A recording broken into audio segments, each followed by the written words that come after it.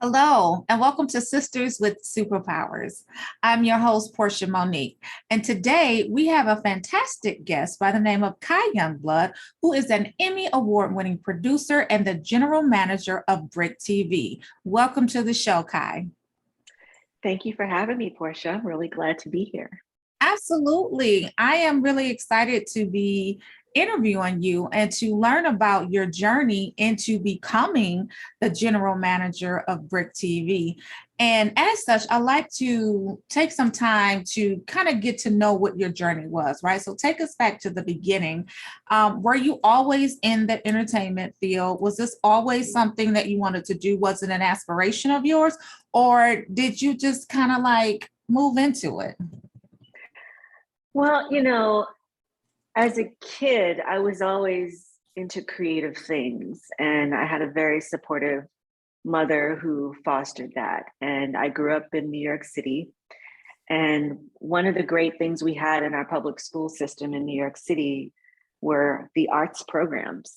So I was in art classes. I actually had a ballet school called the Elliott Feld Ballet School come and take a group of us kids out from Brooklyn into Manhattan to take ballet classes.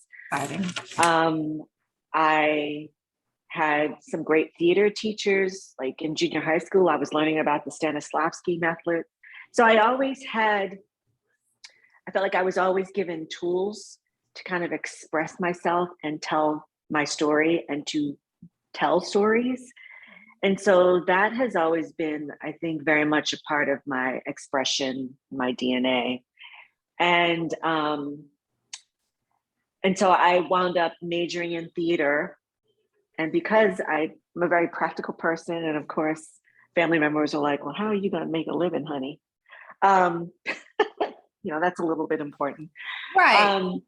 I was like, oh, I'm going to be an actress and a director. That's really what I was really into, is directing. And then when I was in college, I directed a few plays, and I also realized that I could do that with the medium of film and television. And so I wound up double majoring in theater and in film and TV. And after college, the first job I got, it was either going to be film or theater. The first job I got was in television. And it just kind of took off from there. And I really fell in love with it. I think that the first job I had was in corporate television, which is a really interesting part of the television industry. So I worked at a company in Atlanta, Georgia. Mm-hmm. I'd moved to Atlanta for high school, and went to college in Texas, then came back to Atlanta.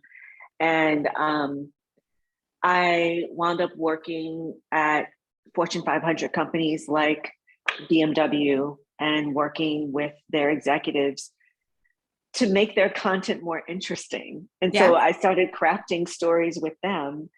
I did that for 7 years. And then I realized I wanted to get back into New York, and I wanted to get back into the creative space. Mm-hmm. And so I didn't know exactly what that would look like, but I think my North Star has always been, okay, what's going to feed my soul? What's going to give me that creative expression? What's going to also help me pay my bills, you know?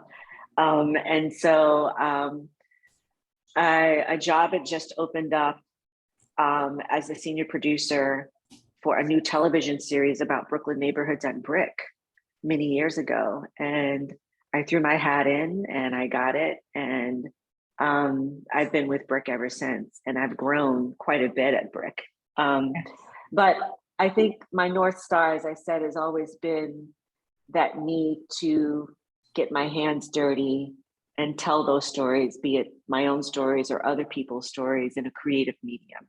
Yeah. And so I was able to do that, jumping from theater into television, and then like really putting the spotlight on other people being able to tell their stories. And there are a million stories in Brooklyn. There are so many interesting characters here. I'm sure you can say the same thing about Detroit. Absolutely. And it felt so good to like turn the camera on these folks and have them tell their stories about their neighborhoods. Yeah. And so that's kind of where this part of the journey started. And then it grew from there. Yeah. And so now you have transitioned into the general manager of BRIC TV. Tell us, what does that entail for you? What are your roles? What are your responsibilities? Do they look the same day to day? What do you do? So, you know, as a general manager, you're basically running a television network. So there are several parts to that job.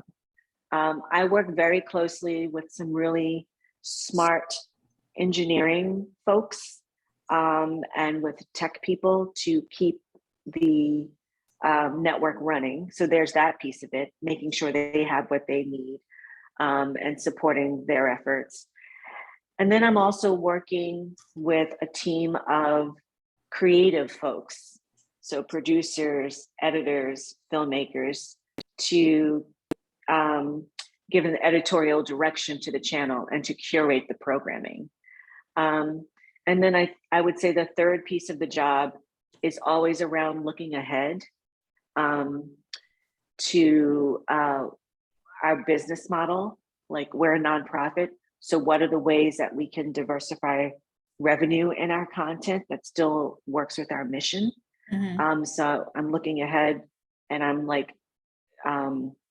looking at film festivals and getting our brand out there through film festivals. I'm also meeting with other television executives to find ways we can collaborate on, you know, distribution or acquisition of programming.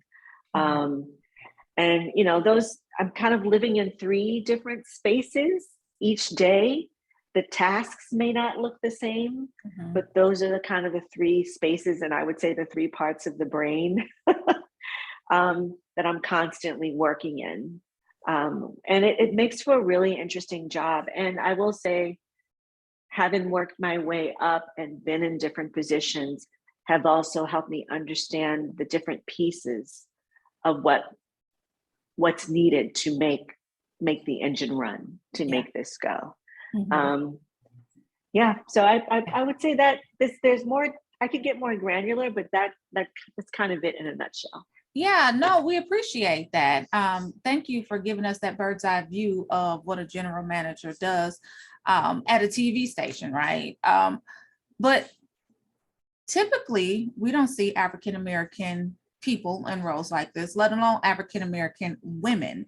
What was your, and if someone wanted to become a general manager, what would you say that they needed to do in terms of a career path, right? Because it's not necessarily laid out for us, like general manager, these are the steps that you take, this is how you get there.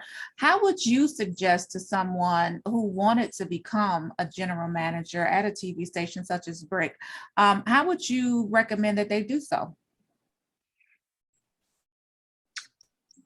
Well, first I'll say that I agree with you in that you don't see a lot of people of color or women of color in this particular role. I think that BRIC is a unique organization, and that we are always leaning into diversity, diverse voices in our programming and in our hiring practices. So from the very beginning, I was in a very supportive, inclusive community here. I will say that it does help in this role to have experience managing people. People are what make the engine go. I am not an engineer or necessarily a technical person, but I'm working with engineers and tech people. I am a producer by my career path. So that's what I've been doing all these years. And in producing, I've been an editor, I've been a shooter, I've been a grip, I've been a PA, you know? And so I think living in all those roles over these years have definitely helped me with those various point of views. Yeah. And so now in this role, I think having all of that experience and training has certainly helped me shape what it needs to be a general manager here. Yeah, yeah. Now, I will say that I believe that general managers can look a little bit different in different places. BRIC is very unique in that we're a part of a much larger arts organization, and we are also the public access entity for the borough of Brooklyn in New York City. Every borough has one. Every state is supposed to have one. But we're unique in that we're built into a larger multidisciplinary arts organization. So that's what a general manager looks like here. And we also have additional channels at BRIC that are part of our community media programming called free speech television. And that's where people who want to learn about television can come in, learn about television, take classes, create content, and then get channel time.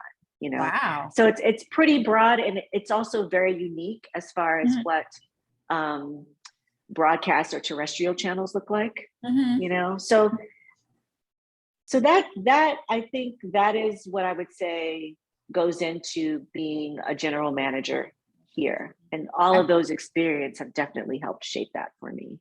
Yeah. And before we get into personally knowing who you are as a leader, I also want to talk about just a little bit more about BRIC TV, right? So it's been in existence for, I believe, over 40 years. And you touched on some of the things that you guys offer as well. Give us some more information on BRIC TV. You also said that people can come and learn and actually get airtime and all of that. How do we get, if we're not in Brooklyn, right? So how do we get that information and get that experience if that's something that we want to do inside and or outside of Brooklyn? Yeah, so we, our broadcast programming streams on YouTube. So people can go to YouTube and type in BRIC TV or BRIC Brooklyn, and they can see our content. So we have 3 kind of departments at BRIC. We have a performing arts department, which has a concert series, which has been going on for 40 years. And we're about to launch this season in June, and we're so excited about that. So that's under performing arts. We also have a contemporary art department that works with artists in Brooklyn, domestically and internationally. And we showcase their work. And then we have our community media arm, of which BRIC TV is under. Okay. That's a lot, right? And so under community media, we have free speech channels, which is for the community to come in and learn television and create their own content and get airtime. And then we have BRIC TV, which is more curated content for, by, and about Brooklyn, which we've expanded to beyond Brooklyn. And what we do are, traditionally, we've done a lot of documentaries. So we do a lot in the documentary television space. Recently, we've done more scripted series. And so we put out a lot of different content. As an arts organization, we do a lot of profiles of artists in our doc space. We also cover a lot of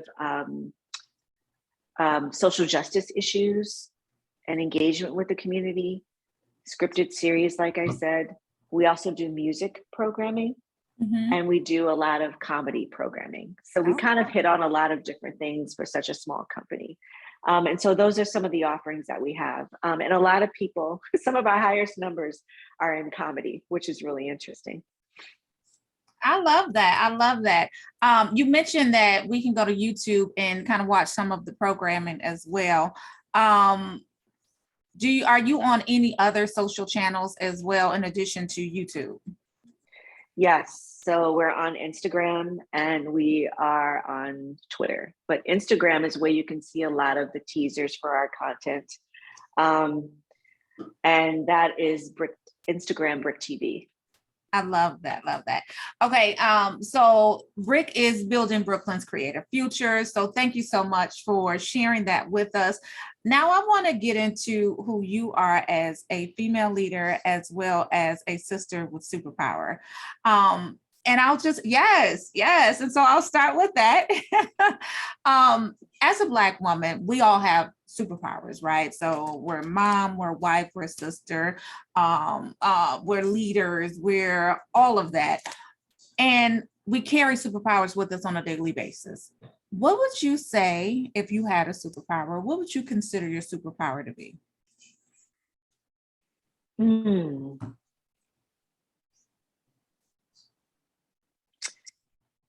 I think I lead with kindness, you know. Mm-hmm. I like to give a lot of grace and space in my interactions. And you don't think of kindness as a pow pow, but kindness goes a long way with, Mm-hmm. um, and especially now, like I actually took on the general manager role during a pandemic, Yeah. and there was a lot going on. A lot of us were working remotely. Mm-hmm. Um, there were a lot of people who, um, no longer had access to what we do as in the way that we used to do it. And Mm-hmm. so one of the things that I learned early on was to give space around that truth and then just kind of open it up to self-expression and Yeah. allowing people to be where they were and get what they need and still holding people accountable. You know what I Mm-hmm. mean? That's Mm-hmm. very important in continuing to kind of move the work forward. Um, so yeah, I would say that's one of my superpowers. Yes, yeah. I think kindness is underrated and it's definitely a superpower. I think it's one of the most powerful superpowers that you can have because it takes you into spaces where I'll just say other people don't necessarily get a chance to kind of be in, right? Um, so yeah, so kindness is definitely one of them, and I think it's a trait, and I think it's a trait of women. We have it more often than I would say men, and so that leads into the empathy, that leads into the grace, that leads into just the overall generosity when it comes to leading. And Yeah. speaking of leading, um, what would you say are key skills or qualities that make you unique as an African American female leader? Well, that is certainly my POV. Yeah, I absolutely. am inextricably linked with that POV. And I think it's very powerful. I'm giving space and grace to, I think, communities that may not necessarily have access to these kinds of things. Yeah. For instance, over the last 7 years, we started doing more scripted content. Mm-hmm. And, we were very much looking for content that included the POV of people of color, BIPOC, LGBTQ. We really wanted to give space to that. And I think that is certainly something that is very much a part of me. Mm-hmm. And I love that, Mm-hmm. Mm-hmm. and I have been blessed with a position where I can support those kinds of stories, you Yeah, know. And I think that's really important, it is. growing up, you know, and we've all said this before. We didn't necessarily see a lot of our stories Right. on the media landscape, and Mm-hmm. what we did see was very constrained, I think, Mm-hmm. and it was coming from a white gaze, very Mm-hmm. much so. Very much so. And I think in the work that we're very much into, okay, what not only what is your story, but what is your vision for this, and how can we support that? And it is very much adding more dynamic, a more dynamic conversation Mm-hmm. to what we're seeing and what we're hearing. Mm-hmm. Mm-hmm. And we were just talking about grace, and as you grow, you develop that and you grant that to others, right? But if you had a chance to go back and speak to your younger self, what thoughtful or encouraging piece of advice would you give to her, the younger Kai? Hmm. um,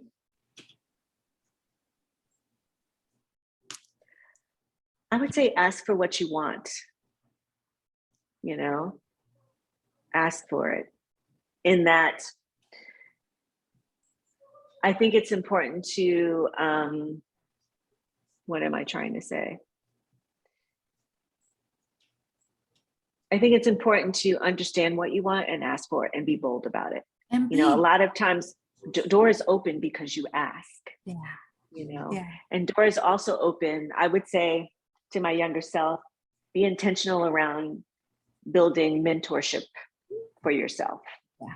You know, I do a lot of mentoring, and what I'm learning how to do now is to also be mentored. You know, Oh, there are people who can open doors for you at every level of your career, you yeah, know, yeah. for sure. Mm-hmm. That ask for what you want is very powerful. And a lot of times, you know, people just don't do it. Like they go around about it and kind of insinuate and try and kind of give hints. But at the end of the day, I was always taught a closed mouth never gets fed. And so if you don't ask for what you want, you just don't get it. Like Mm-hmm. nobody is gonna sit up there and read your mind and, you know, crawl up in there and be like, I see what you want, I'm gonna give it to you. No, ask for Right. it. Exactly. Yeah. Exactly. And the other thing I would say to myself is, Kai, remember, you belong here. You belong in this room. Mm, You belong in this conversation. yes. You belong in this role. Yes. Your voice is important. Your voice is needed here, you know? Listen, that's so very important. And it Mm-hmm. brings up a thought, right? Because we all deal with it, especially when you get to roles such as yours, as high as you are as a general manager, imposter syndrome. How do you deal with That's that? How real. do you Mm-hmm. overcome it? You know, what are the things that the tips and tricks that you can share with our audience that helps them to overcome that? Yeah, you know, I mean, I have gone through imposter syndrome. Sometimes when I'm doing really big things, I have that moment. That's Yes. always there. Also, you know, growing up as a woman, as a Black woman, you know, I've been in white spaces, you Mm-hmm. know, I've been the other, I've been the outsider. And so it's very natural to feel like, ooh, do I belong here? Ooh, should I open my mouth and say something? Ooh, you know, but the truth is my story matters.